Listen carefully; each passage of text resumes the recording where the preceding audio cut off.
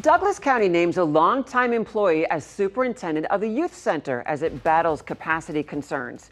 Thanks for joining us. I'm Julie Cornell. I'm Rob McCartney. Rondi Woodard is already serving as the interim superintendent. He's been with the center since he was in 22. KETV News Watch 7's Alex McLoone spoke with him about what he's learned over the years and his vision as the new leader. He joins us live tonight.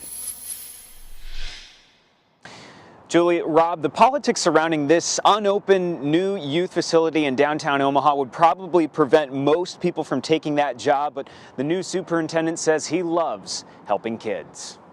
About connecting with the kids. 3 decades isn't easy, but Rondi Woodard fell in love with helping kids starting at age 22. Initially, I started as a temporary employee. It grew into promotions over the years through empathy and understanding their struggles. Where do you think that ability comes from? Ooh, that's a tough one, actually. I started realizing that you can't judge these kids when you sit down and really have strong conversations with them. You start realizing what shaped them to who they are. What role do you play in transitioning from this current facility to the new facility downtown? Planning the project, making sure that the transition goes smoothly. Woodard is waiting for guidance from county commissioners who voted to develop a plan to operate both the current and new youth center simultaneously, now planning to move out of this current facility as early as March. We'll have to do a lot of hiring, but my responsibility overseeing that whole process. The county showed startling trends in the juvenile justice system last year, with the average daily population growing to 79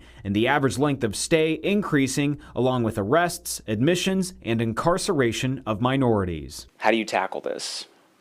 We're just going to continue to do what we've always done. Our role in the system is just to maintain the youth who are presented to us and keeping them safe. Unable to control who comes in, it's the Bellevue West and Wayne State grads' job to oversee, support, and turn lives around. They run up to you and tell you, that they had a new kid, or I have a job, I'm running my own business, I've stayed out of trouble. Those are the things that really keep me doing what I'm doing. Staff members at that facility say kids come back to share their success stories as adults to that superintendent who's now looking forward to working with county commissioners to open this new facility in downtown Omaha. Reporting live, Alex McLoone, KETV News Watch 7.